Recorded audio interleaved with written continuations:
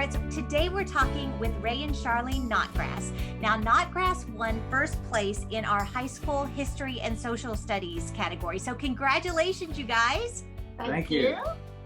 What can you tell us about, I know you've got world history, I know you've got U.S. history for high school. I'm hearing rumblings that you're going to have geography available real soon. I would love to know, and I think everyone out here would love to know, just a little bit of behind the scenes as far as, you know, what caused you guys to create these resources first and foremost? Well, first, thanks to you and David for having this presentation and inviting us to take part, and thanks to all the families who have supported us and have used our curriculum and voted for us in this survey. We really appreciate that. I had a great high school history teacher that turned me on to history and caused me to major in history and get a master's. And then I decided to go into ministry and got a master's in New Testament studies and was in ministry for 22 years. And then in 1999, we decided to make a change in what we were doing and started this company. And we have been developing history and social studies materials from a Christian perspective, using a Christian worldview in presenting that. And so that combines those two areas. As you indicate. Go ahead. No, it's so important. And I think that we can see very clearly right now why it's so important to teach our children a good grasp of history and a good way to think and to know how to search for history. That's right. We need the Christian worldview. We need the Christian perspective, because other voices are so loud in telling us and telling our children what they think we need to think. That we need to be sure we have our foundation right. And that's what we try to do in our material. We also like to have the students learn more than what is just typically the first things you think of when you think of history. So they're going to actually read primary sources with our courses, and they're going to read literature that go along with them. And we're very integrated people. That's how God created us. And when we divide subjects the way we did when we were in school, then we get out and we find out that life's not compartmentalized like that. Yep. And so we just feel like the way we present it is the way human beings really are. We make it very, very easy for parents.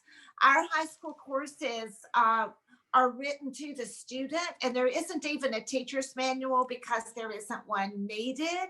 You don't have to buy one, and you don't have to keep up with one, and you don't have to look at one. Our books are just written where the student can just pick it up, open it up, and know exactly what to do.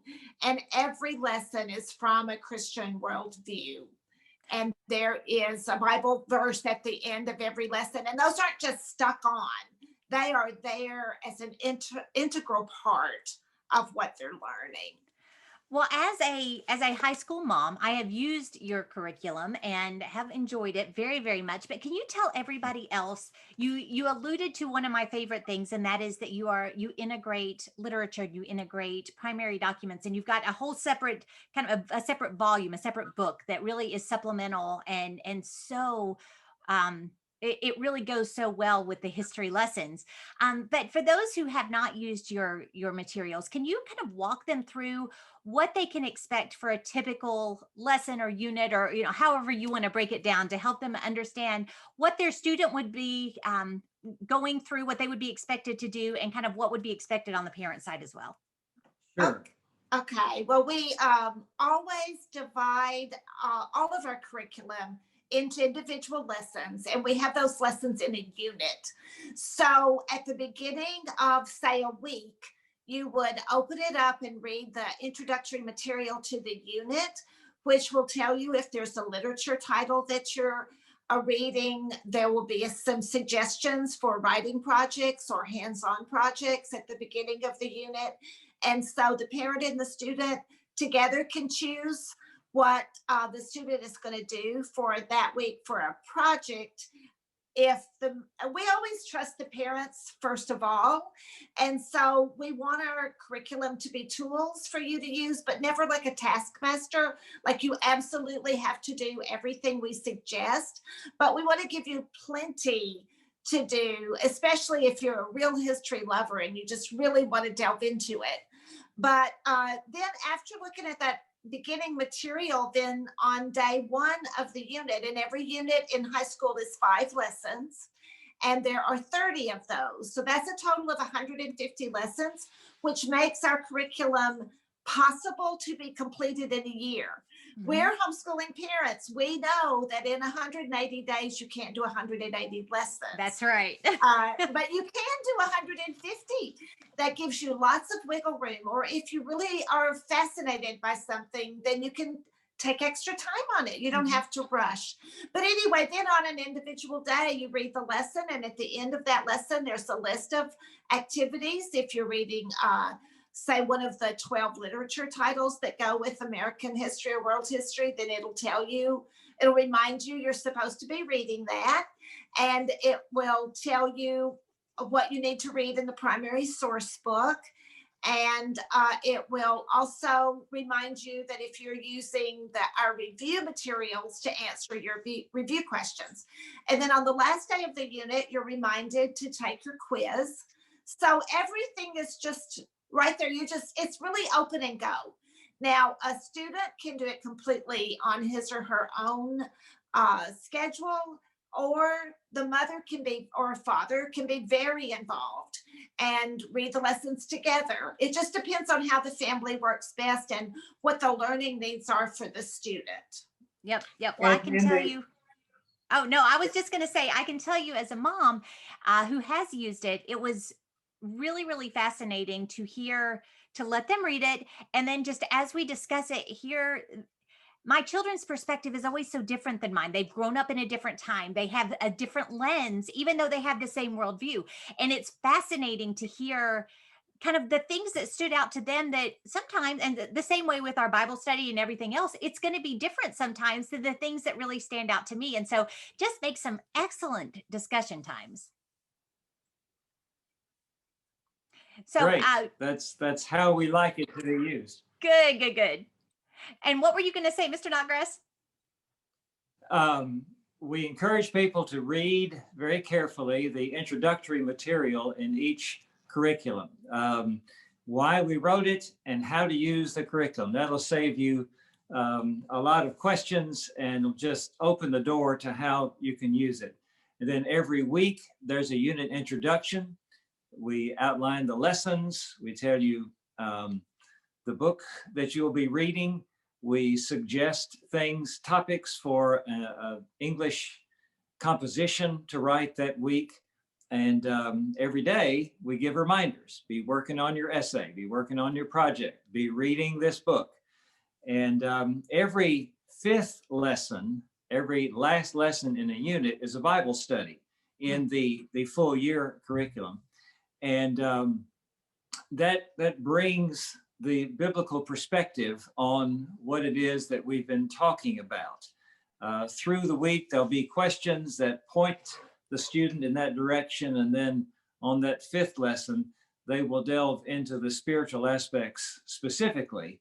Not that it's not mentioned before, but we talk about the spiritual perspective on this particular topic.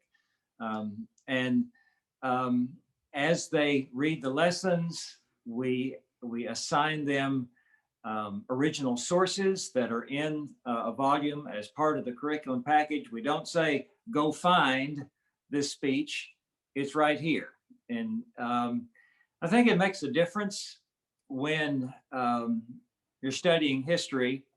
It makes a difference when you read Patrick Henry gave a speech that ended, give me liberty or give me death, and reading the speech, or to say Martin Luther King Jr. gave a moving speech called I Have a Dream.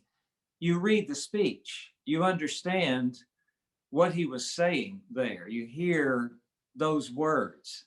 And as we assign the literature, that's assigned chronologically related to the subjects we're talking about. And so the student doesn't just hear about this man named Frederick Douglass, who was an escaped slave, later purchased his freedom and became an abolitionist spokesman. You read his story, Narrative of the Life of Frederick Douglass. You get to understand what it was he was talking about. You read the memoir of a Civil War soldier, that kind of thing.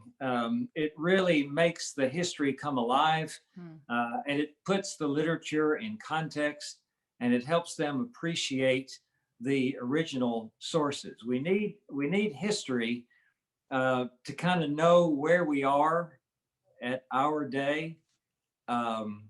See, as Lewis said, we can't know the future, but we can know the past to put today into perspective.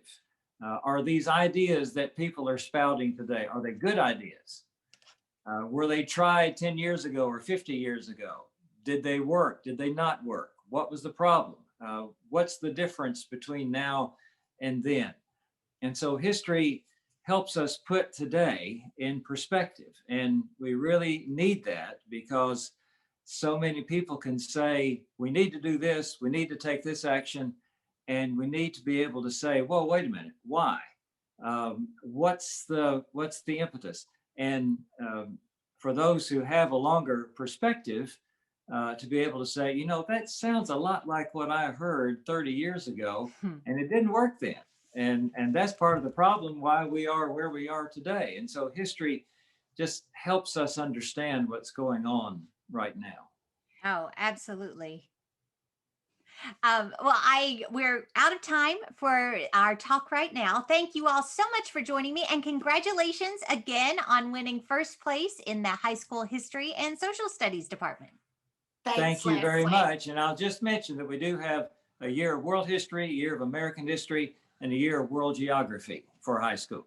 Thank you. You can make it all the way through that way. So, yeah. Oh, and you have government too, so you can click all of those boxes. Right. And we'll talk about government in another episode. Good. Thanks so much. Uh-huh.